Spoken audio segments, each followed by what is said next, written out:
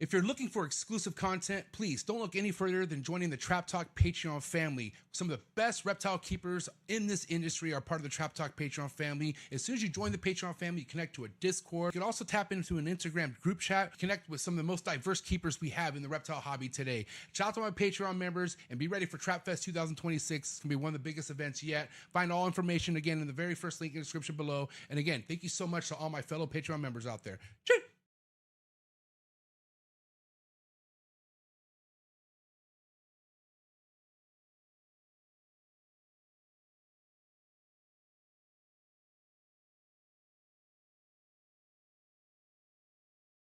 Shout out to US Arc and all the US Arc members. If you don't know what US Arc is, do not be ashamed. Simply click on the third link in the description below. Go to usarc.org. See what it's all about. See how you could actually protect your own collection whenever legislation might hit your backyard. You just never know. Things are changing constantly in the reptile hobby, and it's good to know when things are creeping up in your area. So shout out to Phil Goss, shout out to Vanessa, shout out to Jeremy, shout out to all the US Arc supporters and teammates out there. Cannot wait to see how much we fight this year to keep our animal rights. And if you're not a US Arc member, talk to your fellow keepers and just let them know what US Arc's all about, and they're here to protect our animal rights. Shout out to US Arc and all the US Arc supporters. T-minus 30 seconds.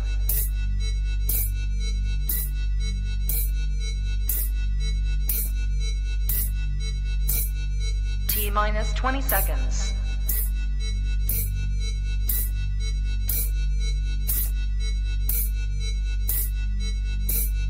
10, 9, 8, 7, 6, 5, 4, 3, 2, 1, 0.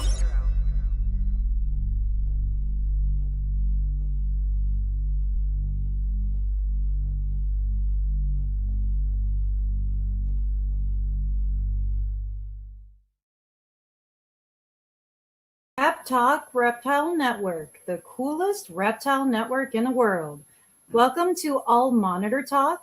I'm your host, Kat, and with me is Brandon Van Hasten. Please do me a favor and drop a like and subscribe if you enjoyed this podcast. Welcome, guys. I'm excited. So today we have on Chris Murray. He's going to be talking all about his exotics as well as the monitors that he keeps. How you doing? Good. How are y'all doing? Good. Excited to have you on. Yeah, happy to be here. Yeah. So, for those of who don't know who you are, why don't you introduce yourself? Talk a little bit about your experience with reptiles. What got you into that, and what you're currently working with now too. Okay. Well, my name's Chris Murray. Obviously, I started CM Exotics and Imports around 2012, I think. We used to import primarily just monitors, a lot of Australian stuff. Kind of started with the dwarfs. The whole animal obsession began with my dad. Probably he started taking me down to Costa Rica when I was young, just to catch and photograph stuff, and he always kept reptiles, so it just kind of snowballed from there. And last year, we officially got our approval for our nonprofit wildlife foundation. We've expanded into keeping various exotic mammals and trying to, work on conservation practices with them. But it's been a whirlwind. We still keep quite a few reptiles on our other facility. And all the mammals, they're at the separate one where we're at now. But a lot of Australian stuff that was always kind of my obsession. Currently, Spencers and Lace are my two big projects going on right now. And once a little more time gets available, I'll start working with some other stuff again. But, so what species do you keep? And you can tell us the mammals too, because I'm sure people would like that. General overview of everything. Yeah, absolutely. So right now we've kind of slimmed down a little bit just because there's just a lot going on. But we've got the Lace monitors, the Spencers. We're still working with the Croc monitors. We've got some sulfur monitors. We're working with the original breeding pair of the Celebensis, the Celebs monitors. a good friend of mine, Wes Carter. He was the first one to breed those, and he's put the project back up here. So we've got the original parents from them, which I believe the female's probably going to be dropping a clutch here pretty soon. And then some other various water monitors, and then we keep some oddball stuff: Australian water dragons, lacerdas, lots and lots of turtles. My buddy Justin, he's on our board for the zoo, but he pretty much runs the reptile facility while I'm working on other stuff. But he's got all sorts of crazy turtles too. We've got the largest alligator snapping turtle in the state. This thing's 190, 200 pounds. And its head is, I got a big head, and its head's bigger than my head. And, let's see, we're going to be working on some greenhouse projects and some outdoor enclosures. We've got a number of crocodiles now. We are hoping to get some pretty impressive exhibits for them put up here soon. And mammal-wise, we've got some binturongs, which there has been some breeding activity with them. So we're hoping we might have some baby binturongs soon, which are called binlets, which is the most adorable little baby animal name I've heard. Yeah. And then we've got servals, Eurasian lynx. We actually had our first sloth baby born on October 10th, which is pretty cool. I'll probably post some videos up of him this evening. He's finally swinging on branches on his own. So he's getting big quick. They grow up so fast. They grow up so fast. But we've also got some caracals, coatis, some kinkajous, and we've got plans for some more additions here in the next year. So we'd like to do a really nice Asian small clawed river otter exhibit, and Oh, wow. probably add a couple more cat species. And then capybaras have been an obsession of mine for quite some time. So I'm trying to figure out how to, we've got a natural spring that runs through the property, and I'm trying to figure out how to incorporate that into various outdoor enclosures. So Oh yeah. once I can get those plans hammered out, we should have some pretty cool stuff. We're hoping to be able to accept public visitors here before the end of this year. We just got a couple things to finish up, and then we should hopefully be able to do it. So you guys got to come down sometime, Brandon, if you're ever down in Alabama, man. Yeah. I love the sound of Alabama. We got some cool caves. We got a lot we can do just in the backyard. It's a cool spot. Yeah. So you're planning, so your plan is to make your facilities open to the public, and you have a bunch of regulatory things that you have to kind of get tied up before you can make it open to the public, right? You were fencing earlier and stuff like that, but that's the plan, to kind of make it a public thing. That is, what I would like to do in a perfect world. So the reptiles are at, we've got about 12 acres over there. There's a few ponds on the property. I would like to turn that into pretty much a reptile zoo, essentially. Quetzal Dwyer with Reptilandia, he's been a huge motivation. I've been trying to follow his beautiful enclosures. I mean, it's insane what he's done with that place.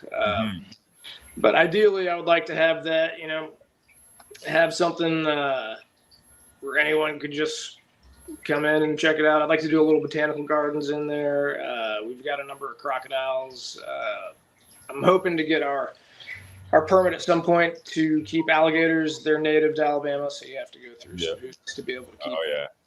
Yeah. I'd like to have a pretty impressive setup put together. And with the other property where we're at now, with the caves and the spring, all the mammals, we're wanting to really gear towards education on that. The other building across the way over here, we're going to kind of turn it into an interactive classroom. I wanted to do a few really, really impressive, floor to ceiling habitats, croc monitors, lace. I want to have them kind of side by side so you can just see the drastic difference in environments. One section we'd like to do all native stuff. Oh, it's breaking up a little side bit. by side. I got you guys still. Yeah. Yeah. You just froze for a second, but Service out here is hit or miss. Hopefully it doesn't give us any problems.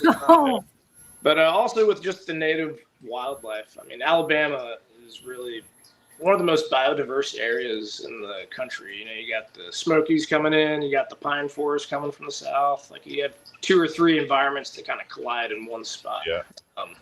So the abundance of native wildlife here just on the property is pretty impressive. So with the spring and the caves, you know, we'd like to do a lot of educational stuff and try and inspire some kids to, you know, do the cool things that we enjoy. Yeah, it looks like the perfect spot. Like all the pictures and the videos that you post, like it looks beautiful. You know, your property looks beautiful. Thank you so much. We love it out here. Very kind of stumbled upon it really, and I figured out a way to make it happen. So I know. one step at a I'm time. impressed. Thank you. But for plans this year, as far as breeding stuff, this is really my first go around with trying to actually pair Spencers. I've had a number of them in the past. They all ended up being female. After years of trying to track down a male, kind of abandoned the project. And then John and Alex, they gave me the opportunity to start again with a hatchling pair. And I could have put them together last year. You know, the female, I just wanted to give another season of growth to try and have the best results possible. So they're about halfway through cool down mode right now. Not Thanksgiving. Valentine's weekend, we're going to start warming them back up. And hopefully, those will be a big focus for this year. The lace, obviously, we try and get them going every year. And then Australian water dragons, and we've got a really nice pair of these Guerrero locality indigo snakes. So those are kind of my 3 target species for reptiles to try and nail down this year. You know, in the past, you kind of go through those phases where you want to keep every single thing, you know, especially bringing stuff in. You see all this cool stuff. And I think at one point I had maybe 300 animals just in my collection, 25 different species. And it's really hard to do well when you're trying to focus on 100 different things. So over the years with this construction of this new project and trying to refine stuff, I decided to slow it down a little bit and perfect a couple things at a time. So that's the way to do it, right? Add a new species, perfect it, and then, you know, try something else. Absolutely. I always see that too, right? It's like one of the things that you see is a lot of people, it's like they want to jump head first right in the pool and get as many things as possible. And it's like, you know, they have a hard time learning one thing, right? It's hard to keep track of all that stuff. But yeah, it seems to be, that's the good strategy to like perfect a couple things and then move on. Right. And then go out from there. Right. Then you have success doing that, I find, rather than having tentacles everywhere. Another thing that I've noticed just in general, you know, it's easy to keep a lot of stuff in, you know, good conditions. But what I've learned over the years of keeping stuff is, you know, you really want to give them absolutely everything that you can. I mean, I've ended up building whole buildings around specific environments for species, and really just focusing, like you said, on 1 or 2 things at a time, I think is really the key to success. I mean, it's a lot of time, you know, that you put into this. And then of course, if you got a family and a real job, you got to find balance, you know. That's true. I'm sure it, like, even now, I mean, it must take up so much of your time, like just taking care of everything every day. I mean, thankfully you have some help, but like, I can't even imagine the amount of time, like, you know? It's really a lot. I'm lucky that my wife is into all this stuff too. On days that I have to work, she helps a lot with a lot of the mammal care. And then my buddy Justin, he's on our board for our zoo. He's living on the other property, helping with everything. So that kind of came to fruition this past summer. But the 3 years prior to that, it's just a lot going back and forth. And just on the mammal side of things, reptiles are relatively easy to feed and take care of. Most of the food you can keep in a freezer or in a bin and shake into a cup. These mammals, we go through probably 40 pounds of bananas a week. I mean, over 100 pounds of meat, apples, pears, grapes, you name it. I always get strange looks checking out at Walmart with 15 bushels of bananas in the cart. You gotta get your own account with like a grocery store supply. They can just deliver it right to your facility, literally. We're working on that. This past year we got the approval for the nonprofit 501c3, so we're working on trying to access a few grocery stores just to kind of help save on the food funds a little bit. Yeah, that'll help. Like the reptile rescue that I used to work for, help out in Colorado, like they, all the grocery stores around them, like they would just go pick up and they would donate like all this, food for like all the herbivores and things like that they had that they rescued. So that'll help out. That'll help you out a lot once you can start doing that, I hope so. Mm-hmm. Yeah. So tell us about your Spencers. Like, how have you been raising them up? Like, how do you keep them and everything? So they like it hot.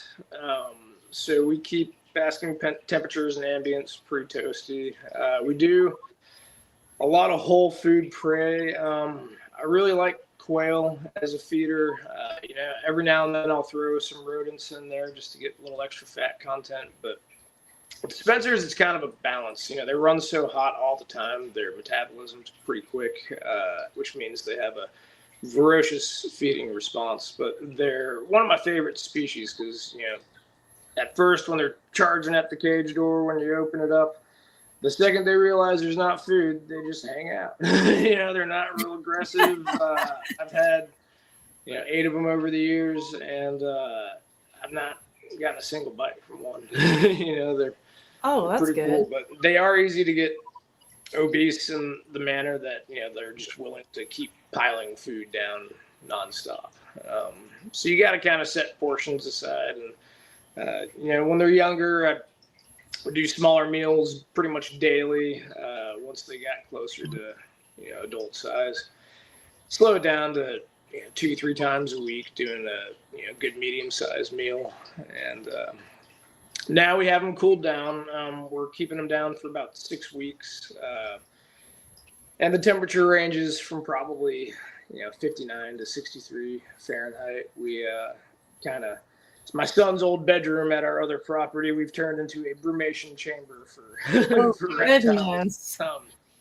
With Alabama's winter, it's almost perfect for brumation. In general, it stays around the 50s. It'll dip down lower, but with just a cracked window and a small heater for supplemental heat, you can balance pretty much a 4-degree range pretty closely. So what do you keep them at normally? Because you said you keep them pretty hot, but what temperature is for those that are watching? So our reptile building, the ambient never drops below about 84 degrees, and then basking temperatures keep anywhere from 130 to 150, depending on the range. We try to set up different levels. Frank Reitz and his famous Reitz stack. I try give them the gradients that they need to kind of choose where they want to be. But the Spencers, man, they just love it hot, and they'll keep on eating if you let them. So they do grow pretty quick too. And how old are you have a pair of them, and how you've been raising them up? How old are they now? So they, I believe, are right around the 3-year mark. I think they were probably actually born around January, because I think it was, I think that show where my buddy picked them up was sometime over the summer, and they were maybe August, so they were still little babies. But they're right around the 3-year mark right now. And then you initiated cooling. You're doing, you said a 6-week cooling period for them? Yep. Going into that, I did, you want to make sure that their last meal is out of their system. Yeah.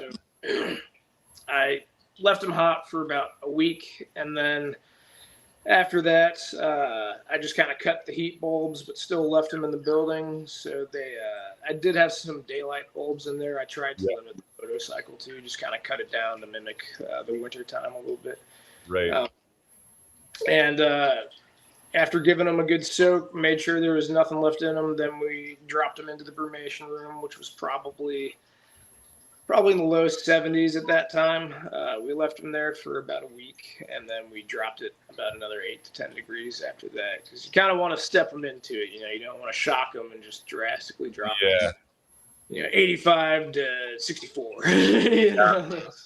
And then, because it's funny because I have a pair of lace monitors now, and they're in cooling, and they're anywhere from the high 60s to kind of low 70s, just with UV in their enclosures right now. No basking lights, obviously not feeding them. So, but this is with my experience with the lacies, which is nothing. I'm kind of figuring out how long to keep them in there, and then strategy to bring them out. So when come Valentine's Day with your Spencers, when you want to bring them out of brumation, what's going to be the mode of operation, I guess, to kind of breeding ready? Because I know with lacies, it's like some guys like bring them out of brumation, and within 2 weeks she's into a cycle type thing if you pound the food to the female and all that stuff. So I don't know about Spencers. What do you know about that? So my plan for them, that first week out of brumation, I'm really gonna hammer down the food on them. Yeah. The male, I might keep a little more on the leaner side. If you're got tongue twisted. If you have a full belly, you're probably a little less likely. You get a little sluggish, So I want to kind of find the balance to make sure he's got the drive, But I'll feed them for about a week, and then I'll pair them together in the female's habitat. I'm working on a new kind of nesting box idea, so I'm gonna, once I perfect it, if it works, I'll post some pictures. I'm gonna plan on pairing them on week 2. Continue to feed them throughout, and hopefully we'll have success. They've been kind of a target species of mine to try and produce for a very long time now, so it'll be cool if this is finally the year. So I'm hopeful. Yeah. Fingers crossed. Yeah. Do you keep them together, like, just statically throughout the year when they're not cooling? Do you keep them together all the time, or do you separate them? I did have them together originally. The male, he just started growing astronomically quicker than the female. Okay. So, once it got to where he was kind of being the food hog, and when they're together like that, it's really hard, unless you tongue feed each individual bite, like you don't know how much either one's getting. So at that point, I'd separated them, and I really wanted to focus on growing them out right. I didn't want to overfeed one or the other. And I wanted to make sure they got what they needed. So from that point, I had kept them separate, and they've been separate ever since. So we'll see. It'll be an interaction when we put them together for the first time. But hopefully it's a good one. Okay. Because in the U.S., like, they haven't been bred often. I mean, I think Don Church has produced some in the past, and that's really all I know. But I mean, they're really, Alex did too. Yeah. Okay. Yeah. So there's just been a couple people. So that'd be a good project to really dial in and make them more available. 100%. Yeah, they are cool. Yeah, I mean, they're they're one of my like favorite a species. stocky monitor, They're really cute. They'll do the tripoding too, which I always thought was cool. Oh, Artists are nice. kind of famous for that, but these guys are really big on it too. If you think about it, it kind of makes sense. The deserts, the areas they come from, or Yeah. So being able to get a good look at what's around you. So like I read they come from, places without, that many trees, they're in grasslands or whatever, and they don't really climb. They're just mostly like burrowing and, whatever. So how do you keep them in your enclosures? Like, how are your enclosures set up? Do you mimic that, or what do you do? We do. So we've got a number of kind of walk-in style enclosures. The original large ones I built in the Reptile building, where they will be going into, it's probably, I think it's 18 feet long, 8 feet deep, 8 feet tall. We've got big logs, you got all sorts of branches, different basking areas, which if you provide it to them, they're kind of clumsy, but they love climbing on stuff too. You just want to make sure that it's safe. If they fall, they're not going to fall to their demise. But, so do you give them a lot of substrate to like dig and burrow, or what do you do? There's probably 4,000 or 5,000 pounds of dirt in that one specific enclosure. I've kind of got it sloped, so on the deep side, it's about 18 inches deep, and then kind of runs down to a shallow side. And Alabama, one of the things that we're known for down here is the soil isn't really soil, it's clay. It solidifies like a rock when it dries out. Took a whole bunch of sand, mixing some fresh topsoil in. You could kind of make almost the perfect substrate for them to burrow, and they'll make burrows that are 8 feet long all the way down to the bottom corner. It's kind of cool. That's awesome. It's gonna be challenging digging for eggs, but I'm gonna set some cameras up in there so I could have a pretty close eye on them. Yeah. What's their natural range in Australia? Do you know? Like I don't. Was it Northern Territory, I believe? Kind of more in the lowlands, really hot areas. Okay. I haven't been out there. It's one of my bucket list trips. Right? Me too. See in person, the actual habitats of all of the stuff that I've been working with. I don't have any Odotria, any dwarf monitors anymore, which was a regrettable decision. I'm going to be restarting that project here soon, but for a long time, that was mostly all we had. Pilbaras, Kimberleys, Gilleneye, Primordius, most of the dwarfs that we're allowed to bring in here.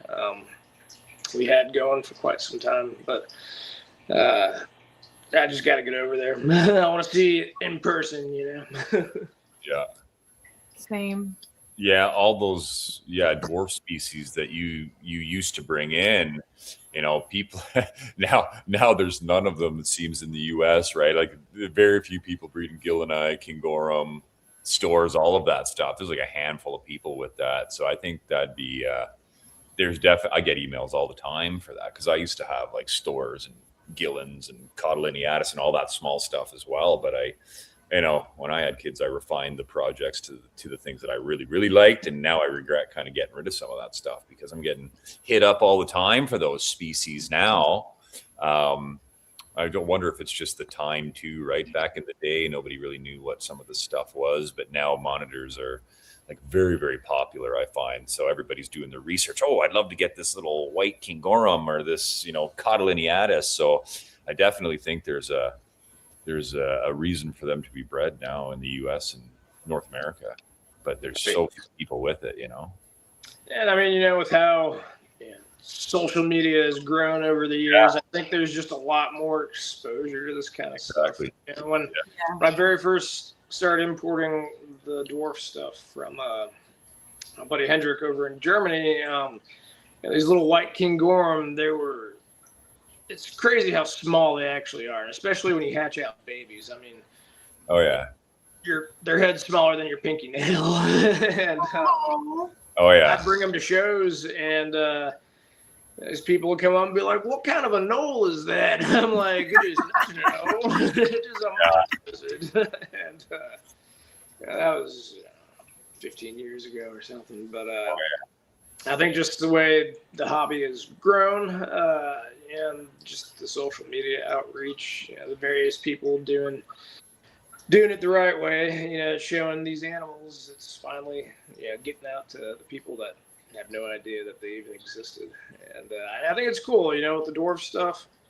They don't get huge. You can put a really cool, intricate habitat together and not take up the whole room. And they have the personality of the big guys. That was one of my favorite parts of keeping them. They're very high energy, high metabolism, so they're constantly going, running around, bask for a few minutes, and start chasing crickets around again. They're just entertaining. I think they're fascinating. They're pretty cool. Oh, for sure. Yeah. No, I think that was, I think in 2005, I brought the first Kingorum into North America. Maybe Frank Reitz might have had some prior, back in the late 90s or something, but I was able to get a couple of those white ones, those cystic ones from Europe. And that's what I found was the biggest downfall with them, was that nobody knew what the hell these things were, because social media wasn't really a thing. I definitely wasn't on it, It was like there was like the old King Snake forums and .net, and that was it, right? So the same deal. It's like I looked at the Leucistic Kingorum at the time, and I was like, man, this is like the rarest monitor on the planet, really. But then you'd bring them to a show or something, and exactly that. I was like, what's that thing? Like nobody had any idea, right? So that was the problem with those small species, right? To the monitor aficionados, you were like, these are the coolest things on the planet. But to the general reptile populace, it was like, what are they? Right? I got those in my backyard. Yeah, right. Yeah. So, but now with social media and the popularity of monitors, right? Because like you said, everybody knows they're probably the most intelligent group of reptiles and the most interactive you can have. It's like everybody's seeing these things now, and it's like, man, now I wish I had Leucistic Kingorum again, right? So we'll get them again, man, one day. Yeah. I mean, yeah, it's just a matter of finding the people willing to export them, I guess, from Europe and stuff. So yeah, I mean, the intelligence behind them. My big male Salvadori, my croc monitor. He's probably 9 or so feet, and he was a wild-caught imported animal. When I brought him in about 6 years ago, he's probably about a 6-footer, but was not an animal to mess with. He was very shy, but over years of working with him, it took me about a year for him to actually feed with me in the building. I just would have to lay it out, and then as soon as I left, he'd go in and get it. And then fast forward 6 more months, I get him the tongue feed, and then he's really cool with me now. I don't put hands on him. I don't need to. But we've kind of developed a trust, and it's interesting to watch. If somebody new comes into the building, like, he will identify and be wary of a new person, until they show up a few times, or if they're helping out with feeding or whatever. He can recognize that it's not a usual person to come in there. I thought that was kind of cool. They could associate between the two. Oh, yeah. Yeah, I think the croc monitors are really nice. Wasn't it you that let me hold one at the Daytona Expo? Didn't you have some and I was holding it or whatever? Yeah, we had some nice ones down there. Yeah. I mean, just the intelligence, like looking in their eyes, like you can just see it. You know what I mean? Like, I think the croc monitors are probably one of the most intelligent monitors that I have, interacted with. Really, I would love to have them someday, but they just get too big. Yeah, that's with one of our buildings here, we're, I guess, telling y'all earlier, we're trying to turn into kind of an educational classroom kind of setting.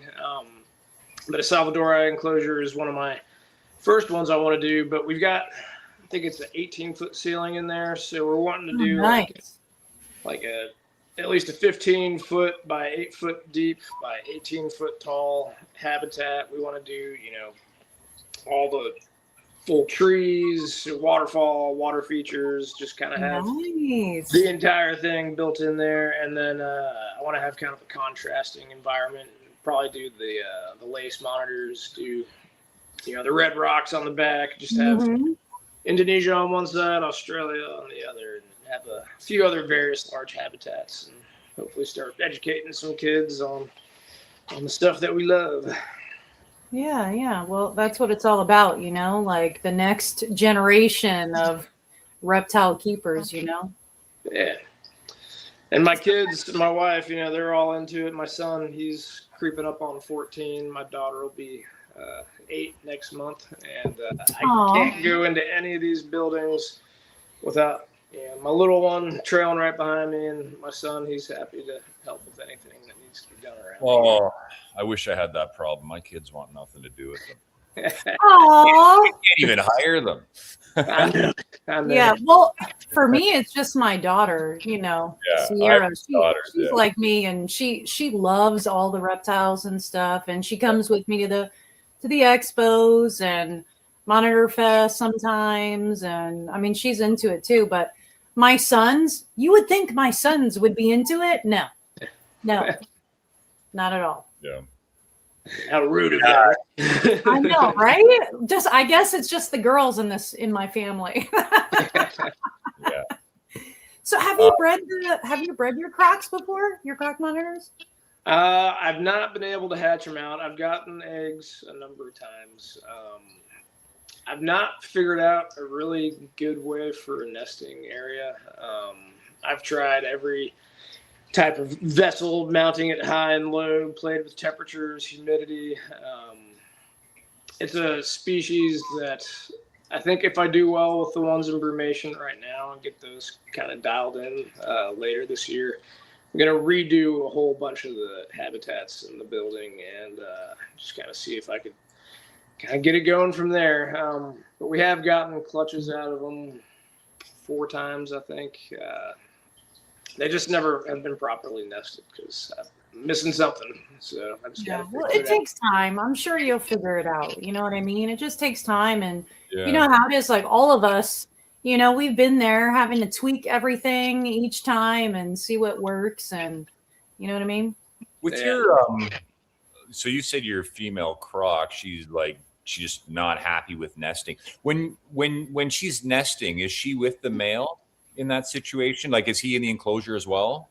So I'll typically separate them, but so the way the walk-ins are built, they kind of share a wall on one side, and there is a screen vent across kind of the top. It's about 9 inches, and that was one thought that I had, was that maybe he was still kind of too close for comfort. She could maybe sense that he's there. Yeah. So I'm gonna kind of do some rearranging this summer. We have plans to hopefully build a lot of really cool outdoor habitats, and if we can get those set up this summer, I'm gonna kind of move everyone outside for the warm months, and then pretty much just redo that entire building. Kind of, I want to refresh on all the branches, the substrate, and I want to kind of change up the setup a little bit and see if that makes a difference. Yeah. I just I wonder, like with the tree monitors in general, I've had a lot of females retain eggs if the male's in there, and then all of a sudden you pull the male. She nests right away. She's waiting for that male to get out. So I have a crocs myself. And I have a nice young female that I'm going to throw in with the male here shortly. But that's my question really, is like, obviously they're large monitors, so it's problematic to separate them if you have to, right? So it's like, what do I do? The female's obviously much smaller. Do I pull, after, you think you have successful mating and stuff, do you pull the female out and put her back in her original enclosure with the nest box? Somebody suggested that to me, that works well for them. But I typically hate doing that. I don't like moving gravid females around, or. Yeah, I would just move the male. That's I think what better to I've move. always done. I agree. I don't like the idea of moving a gravid female. And I think, if you have your nest area dialed in, the female's familiar with it. I think adding the male to the female's enclosure, it's a semi-new environment for them. There's new smells. A lot of times that could kind of trigger the breeding activity as well. And I've noticed too, I've only had 2 males that I've paired up with females before, but even if they're pretty aggressive off the bat, typically the female is more of the aggressor. The male has seemed to be gentle, with any introductions, and then at some point, eventually the female, if they're compatible, you'll obviously get breeding activity, and then my kind of cue to pull the male is when they're both just opposite sides of the habitat. They don't want anything to do with each other. The female, starts to change feeding behaviors or show signs of, ovulation, I'll go ahead and pull the male out, which is a timing thing too. I've missed clutches or missed fertilizing clutches by either pulling the male too soon, or you get the retention of pulling them too late. So it's kind of a balance. You got to kind of learn the animal and try and recognize the behaviors, and, physiological changes, I think.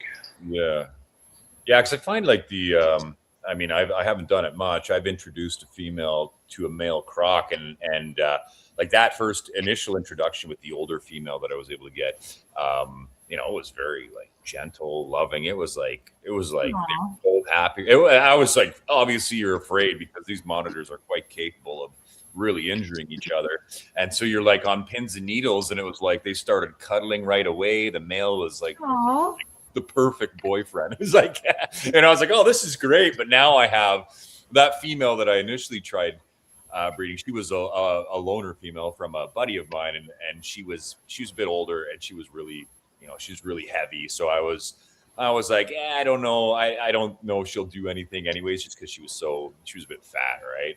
And so I did have mating twice, never any eggs or anything like that. But I do have a couple females that I've been raising up, and they're like nice and young and lean, and they're at the size now where I'm like, oh, I want to introduce one to the male, but she's significantly smaller than the original female that's in there with the male now. So I'm wondering, like, I mean, the male that I have could probably, eat her to some point, it's like, wow.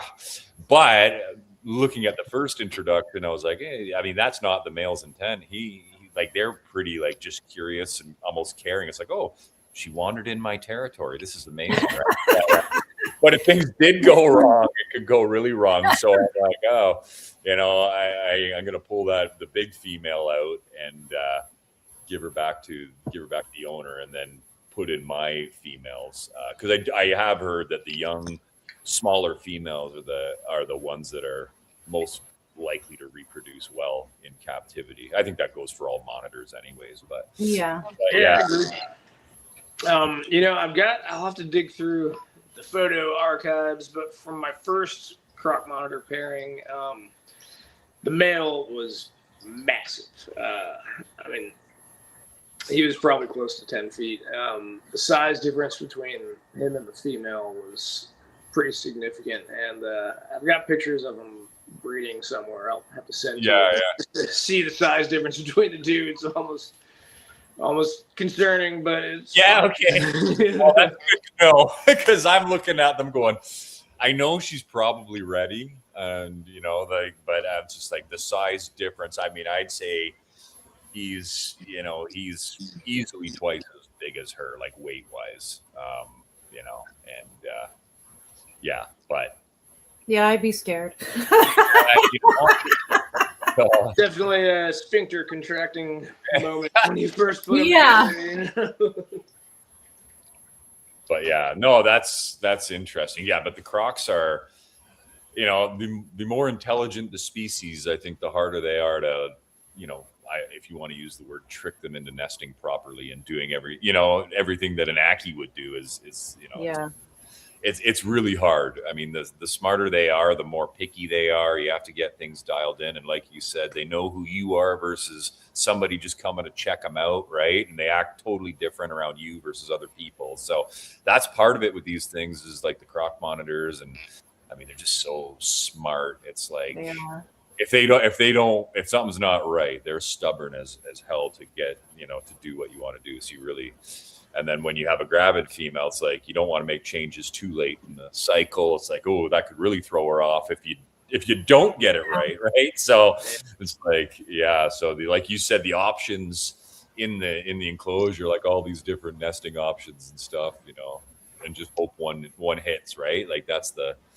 Yeah, and I mean, just because it works with one doesn't mean it'll work with the other one. Yeah, and I think about that too. Like, okay, they're such big monitors, and like I know with some of my tree monitors, they're small compared to that, and they like huge, big nest boxes. So, like, what if you get a croc monitor that wants something big and deep? Like, how would you how would you even provide that? Like, I don't know. I mean, that's got to be really hard. Like, so what have you been trying to do as far as like nesting for such a large monitor? Well, creativity is always key in these situations.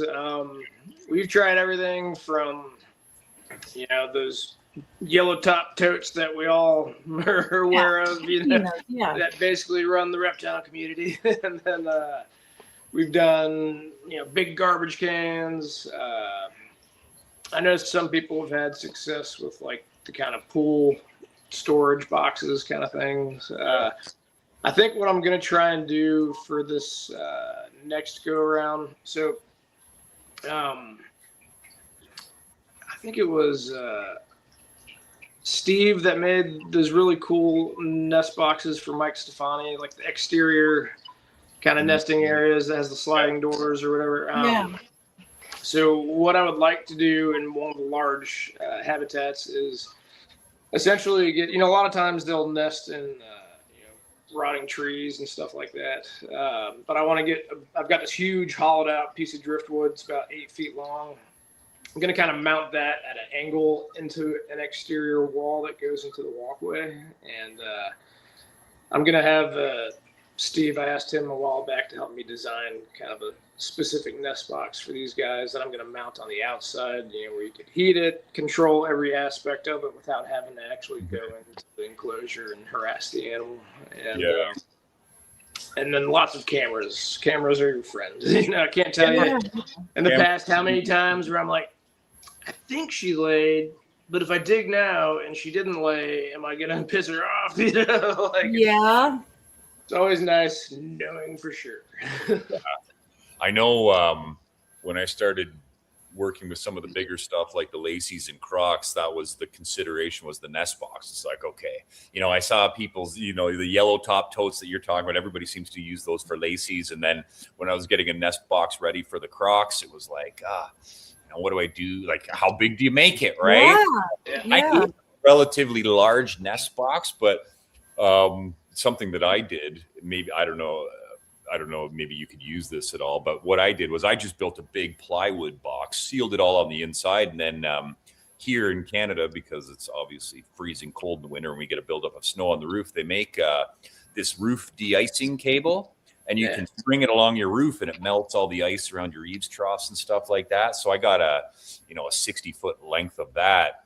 And I just wove it in the bottom of the nest box. It just did, a weave pattern, and then put like a thermostat probe embedded in that weave pattern. And I poured like that self-leveler concrete right over the whole thing.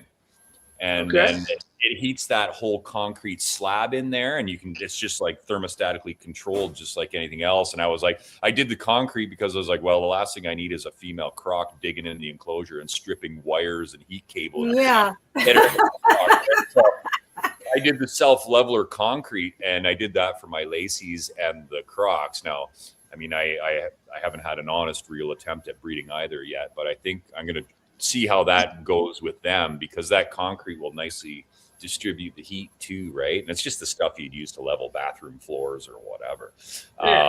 But yeah, so you might want to consider that, try that. That's what I did. Sounds like it would work. It hasn't worked for me yet, but I'll let you know come spring too, see what happens. Yeah, might have to search Amazon for some of that heat cable. Down in Alabama, we don't typically have to. Yeah, I can send you a couple boxes of it, right? They make it in like 60-foot, 120-foot lengths, right? And heck yeah.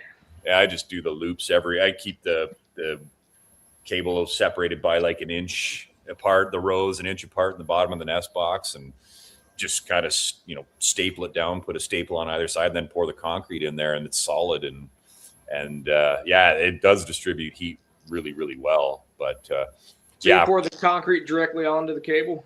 Yeah, I drill a little hole in the bottom of the nest box, then I feed the cable in the thermostat probe there, and then I loop all the heat cable in the bottom, seal up the hole that the cords came in, and then pour that self-leveler right on the cable, because that cable is water resistant, or like waterproof, because it's on roofs melting ice and stuff. So So yeah, it holds heat really well. It works really well. I mean, it works well in terms of heating the box. We'll see if they end up using what I've designed for them, but yeah, it might be something to consider. Because then that cable's really cheap relative to like products that you get just for reptiles and stuff too, right? So Yeah, you have to send me some information on that, man. I'm definitely. yeah, I'll show you what I use for sure.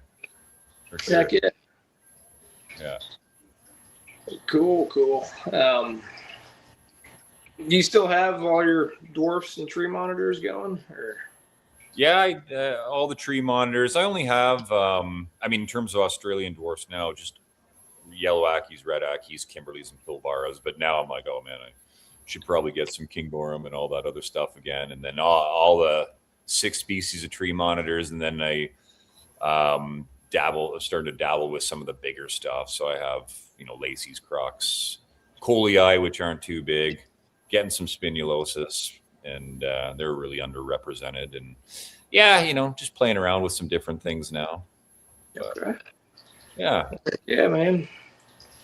Well, y'all need to come down to Alabama at some point. We go cave diving, looking for rattlesnakes. Yeah, that'd be awesome. I want to go hog hunting in Alabama. What? We can do it, man. We can do it. Don't gotta go far. Those things are nasty. I know. I want to go God. out some pickup truck with some couple guns and get out there and some. What? I already got you set up, my friend. I know you do. Oh my God. You better be ready to run. When I was in the military, they would tell us, they would be like, okay, when we're out in the field, if you ever see the wild hogs, get ready to try to like climb a tree or something because they'll kill you. I mean, I've never encountered them, but they were telling all of us, they're like, yeah, be ready to climb a tree and get the hell out of the way. My Wes Carter, my buddy, he breeds sulfurs, salabensis, a lot of cool stuff, but he is a hog hunter as well, but he does it the man way. He goes out with the dogs and a big Bowie knife. And some of the stories he's told me, man, I don't know if I want to get that close to him, but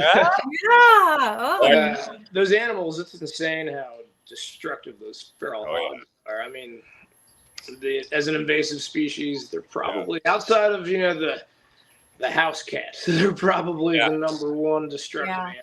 The worst, damage they do to an environment. But they taste good. So. My brother had a friend that was out in Alabama, and he went down there to visit him, and he was like, and he took my brother's friend took him out hog hunting. He's like, well, if you ever get to Alabama, you got to go hog hunting. That was a blast. So I was like, all right, you got to do it. Yeah, there's all sorts of stuff, man. I mean, like I was saying earlier, just the range of habitats you can find here. I mean, you can find hellbenders if you look in the right places. Really? Okay. Kings, red milks. We have some of the prettiest timber rattlesnakes around, I think. But just the biodiversity is pretty cool. Y'all need to come for longer weekend if you come down. Yeah, for sure. Don't you have you have some salamander species on your property too, right? We have found spotted salamanders, marbled salamanders. We've got a couple of varieties of cave salamanders. They're just on this little stretch of the spring in the backyard here. We've found probably 6 or 7 species within 100-foot stretch. Yeah. Lots of box turtles, some really pretty ones. Just a lot of crazy biodiversity. It's pretty cool. We have actually had some large cats and some black bear move through the area, which in North Alabama, you don't really relate either of those being here. We got a bunch of muscadines and some other stuff, but there's a bear that likes to use one of the caves as kind of a pass-through hibernation spot sometimes. So, and you can tell when he's in there, they have a very distinct kind of almost musky odor, and it's very prominent. You'll go in there and realize it doesn't smell like a cave usually does. And all the bear scat laying out in front of the entrance. Yeah, get a few of those kicking around up here too. Oh yeah, you got some big lynx up there too, I bet. Yeah, for sure. So you have you said you're working with some lace monitors too. Correct. Yep. How long have you been working with those things? Lace, I've been keeping for probably like 8 or 9 years now, and that was another one that kind of took me a minute to dial in the nest box with. Yeah. And the same thing, when I finally got my first successful, like perfectly nested clutch. The next cycle, next season, she wanted nothing to do with that nest box. So I had to change it up again. And it was actually John gave me the idea for kind of a 2-tiered nesting area. So I kind of modified 2 of those yellow top totes we were talking about earlier. Dressed up the outside with some cork and stuff to kind of make it look a little more natural. But the top half was just kind of an empty chamber.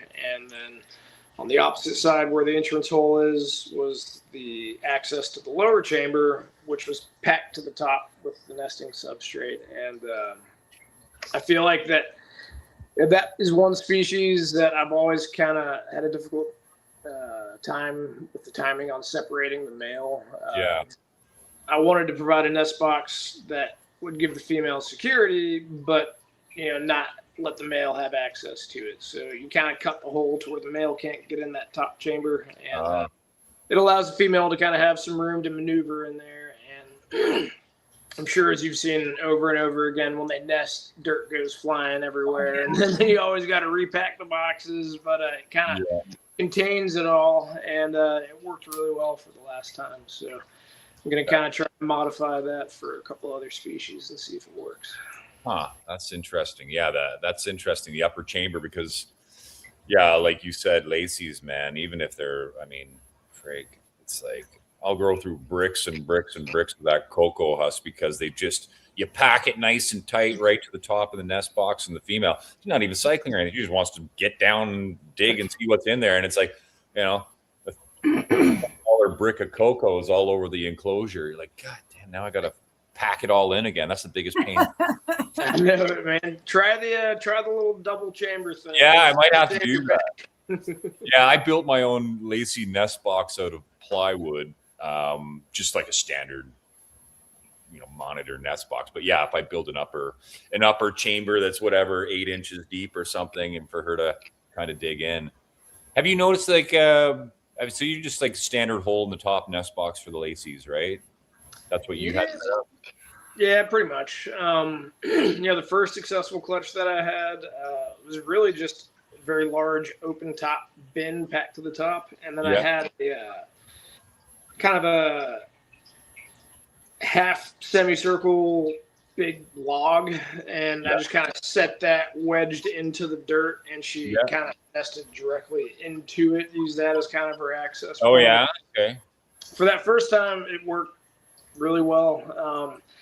I'm thinking maybe the second time around I didn't pull the male quick enough, and maybe she just didn't feel comfortable with it. And then that's when I changed gears to that other nest box. Which seems to be working now. So. Yeah. What were like when you decide on pulling the male from the female? What were some of the things you look for in them? When the female is going through that cycle. When they breed, it's usually hot and heavy for a period of time. Excuse me. I usually kind of watch for just the behavioral changes. When the female wants absolutely nothing to do with the male, he usually ends up just kind of wandering around the opposite side of the enclosure because he's probably scared of her. And that's really the biggest sign. I watch for the female to swell up, and then that appetite will really increase. I'll start hammering food, and when they really start disassociating with each other, I'll usually pull them around that time. Yeah. So you don't wait until you see obvious signs of being gravid or anything like that. That's what I do with the tree monitors. I just wait until I'm sure the girl's gravid, and then I pull the male. But you're saying you don't do that? It's really a situational thing. You always got to follow your gut. and it's not always right, but it's more of a feeling. I don't know. It's hard to describe. You know? No, I hear you. My fear, like my fear with the bigger monitors is like, yes, you like you want to pull the male because I mean, this again, I haven't bred Lacey's yet, but I suspect that if the male's in there and he's always around the female, it might even cause her to reabsorb like her ova. You know, like so you. It's almost like, yeah, do I pull him out now? And I don't want to pull him out too early because maybe she hasn't taken yet, right? It's just like that guessing game. You're kind of at a whim, you know, unless you leave the male in there and hope for the best, right? But yeah, my first couple of years with Lace, that exact thing had happened. Yeah, and yeah, even just pulling the male late like that can still trigger, you know, like a reabsorption. Yeah. And because I mean, there's been times where I'm like, all right, she's 100% pregnant, and you know, pull the male out. You know, a month or so goes by, and then she looks. You dig up the entire enclosure, move 1,000 pounds of dirt, and there's not a single egg. Oh. Yeah, it's almost like you have. I mean, it's almost like, you know, if you can tell and you know when this happens, but it's like if she ovulates, then that's obviously when you can pull the male out. But if you don't know when that happens, it's like what the hell, right? It's like when do you safely do that and ensure that the eggs will be fertilized? So that's kind of the guessing game. But I know lots of breeders do it all different. So again, I'm working with it. So I'm working with them. So I'm just curious because I got mine back in June. And they were 4.5 years old. They were already here. Somebody had them and they offered them to me. So I was like, yeah, hell yeah. But they were a pair of Lacey's that were kept together all the time. The guy did say he cooled them in the winter, but he never ever saw any breeding or anything. They're 100% a pair. So yeah, so now I'm like, actually, I had them separate. I'm really trying to cool them, and I think they need that great reset, you know. But when I bring them out, my plan is to bring them out mid-March, and yeah, when I bring them out, it's like, you know, from everything you hear, you should be able to slam the food to them, and that'll initiate the cycle in the female, and you throw the male in there, but then it's like, oh, once the female stops eating, that's when she's cycling, or no, she'll eat through the cycle. It's like, oh, there's all this information. It's like, oh, when do you do it, right? So that's what you're saying. You got to use your gut for sure. It's like, and hope it's right. Yeah, and I mean, you know, like we were talking about earlier, you know, I could figure out the perfect recipe for these things. Yeah. Here in Alabama, doesn't mean the same exact thing will work in Texas, New York, California, Canada. You know, Exactly. I think you really got to just kind of realize the factors that are around you, and then adjust the environment to suit the particular animal. And it can be a challenge sometimes. I mean, I still haven't quite figured all of it out. You know, always learn something every day working with these things. But yeah, sharing information and talking, you know, like you guys, and trying to be open about stuff. You learn different things from different people, and sometimes you piece the puzzle together, and it's the perfect recipe. So. Yeah, for sure. Do you your Lacey's is a kind of a standard diet of quails and some rodents here and there, and we do a lot of birds, rodents. You know, every other week we'll throw it in there. We'll also throw, you know, fish. I've got a number of buddies that hunt around here, so we have a pretty good influx of you know, venison, deer meat, and stuff. Okay. Oh, nice. And I'll try and throw some beef into, you know, with the various carnivorous mammals that we have. We've got a pretty large plethora of meats around, so I just try to give them a little bit of variety. But you know, that whole prey, that meat, the bones, you know, I think is essential. You know, for sure. Can't properly keep them just from buying food from Walmart for them, you know. I agree. My female Lacey, she's proven to be.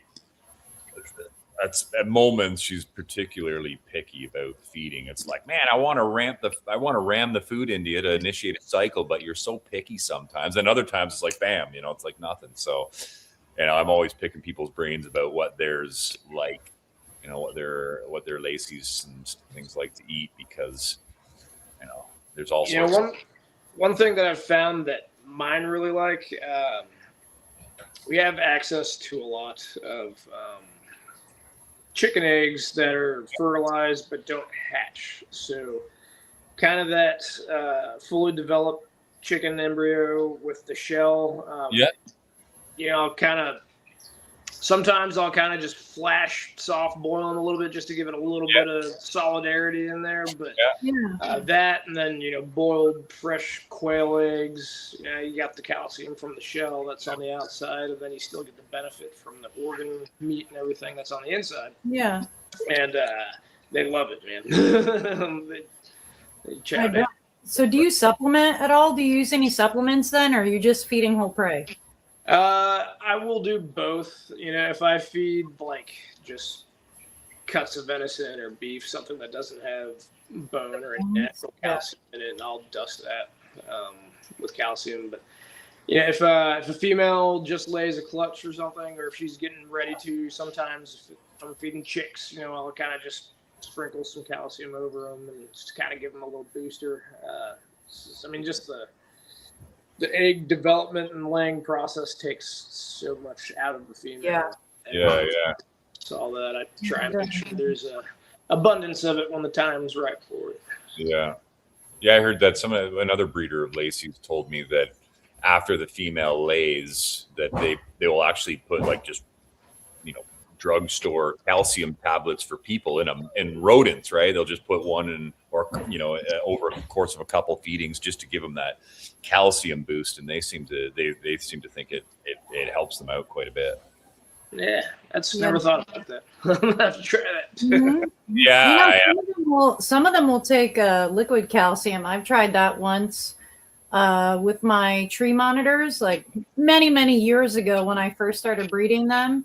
I had this liquid calcium because I used to do rehab and rescue with the reptiles, and some of them would have metabolic bone disease. So I'd have all this liquid calcium for my vet. So like Jade, she would like lay a clutch of eggs, and like I'd take some liquid calcium and like one of those little syringes without a needle, and I just like put it up to her. She just drank it. I was like, all right. Pretty cool. Yeah. It was interesting, Heck yeah. Yeah, I think they just know, like they know what they need, Yeah. Just like, when they go under like UV lighting, when they're gravid or whatever, like they know. Or like even some of my geckos, when they're like producing eggs, like I'll put in like a dish, very shallow dish with calcium and D3 powder in the bottom, and they'll go and lick it up. You know what I mean?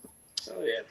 Yeah. That's another thing, that's frustrating to me is you'll run into a lot of people who think that monitors don't need UV if you properly, supplement that. Which it could be argued if you provide it, through their food in the right way. But my thoughts on it are, why not? Like, what's gonna hurt? Exactly. Yeah.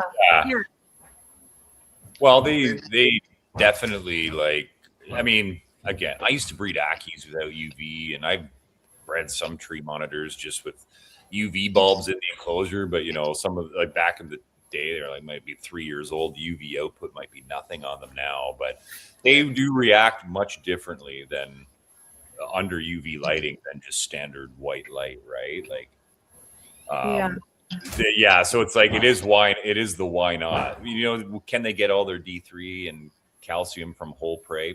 Maybe, probably, but they do behave differently under UV lights. I even know that when I change out, I'll annually change out all the UV bulbs in the tree monitor and Pilbara closure, everything, right? So I'll go through once a year, buy a whole bunch of UV bulbs, swap them. As soon as I change out the UV bulbs, you get a whole flurry of breeding activity, right? Yeah. It's just Yeah.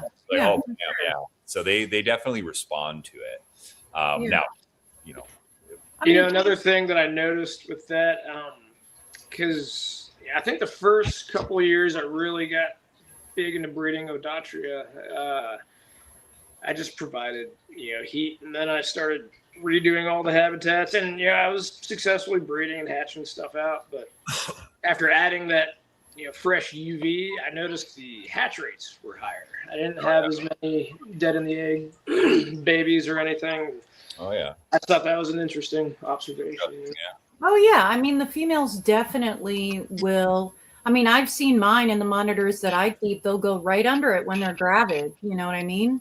Yeah. They're utilizing that to, make the, eggs that they have.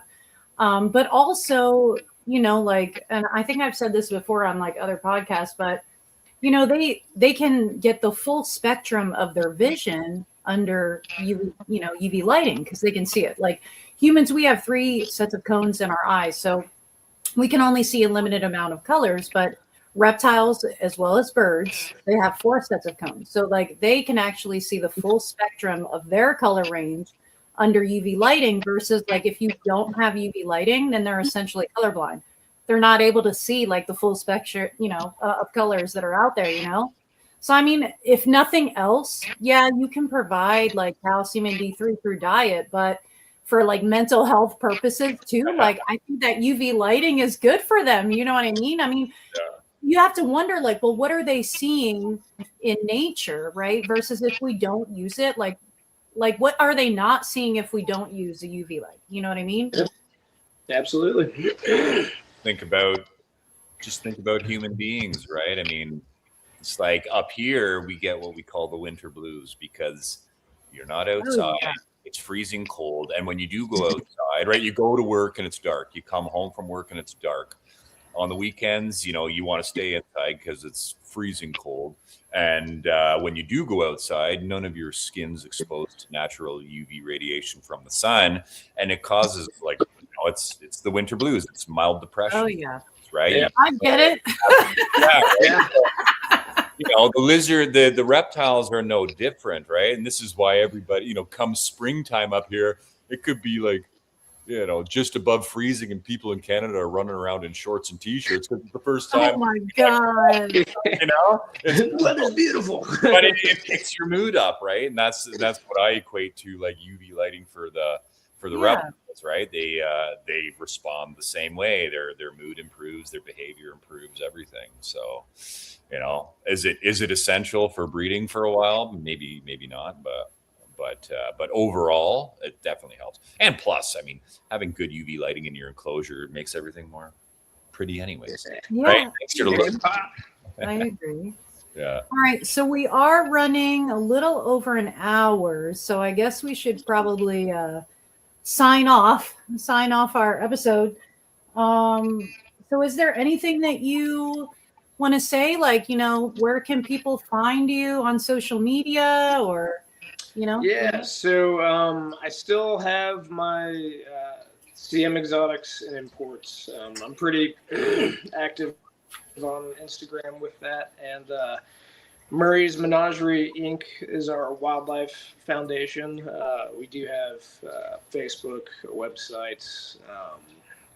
I believe we've got a little Instagram and TikTok too. If you just Google Murray's Menagerie, it should pop up there. I was trying to dig up a card that had a little RFID thing on it, but I couldn't find it. but we'd love for anyone to check it out, ask any questions, give us any ideas on these future projects on what we could do differently. We'd love to hear from any of you guys. Nice. Yeah, for sure. And Brandon, I need to get in, man. I want to talk to you more about that heat cable. Oh yeah. Throw some battery ideas. Yeah, well, I'll go to my local hardware store and take pictures of the box for you. I'll mail you up a big box of Alabama dirt. You can throw it into your nesting substrate. Yeah, for sure. But it was great talking with you guys. I really appreciate you having me on here. Well, yeah, thank you for agreeing to come on and be our guest. It was awesome. We'll have to have you on again. Yeah, Chris Martin 2.0. We'll get the rest of the team in here too, and they can tell you all about what we do here. Oh yeah, that'd be nice. Do the facility tour once everything's all up and running. There you go. Yeah, man, we'd love to. Got to get a little bit better Wi-Fi out here. I'd love to do these podcasts from my shop, but I don't even have Wi-Fi in my shop. Yeah. Yeah. But Man, those mesh networks are where it's at. It works pretty good here. That's the house way over there, but that's where our main router's at. These little boosters. They work Okay. pretty good. I'd recommend them. okay. All right. Well, I guess we're going to end things unless you have anything else to say. Brandon, you want to say anything? No, I think we covered it all. Yeah. I For think it now, was good. until For next now, time. yeah, for now, for sure. All right. Well, thank you everyone for watching. And I guess we'll see you in 2 weeks from now with our next guest. So if you like this podcast, don't forget to like and subscribe and hit the notification bell so you can be notified of the next time that we're on here. And I hope you guys have a great weekend. Bye. Bye, Chris. Bye, Thanks, Brandon. Chris. Bye, guys.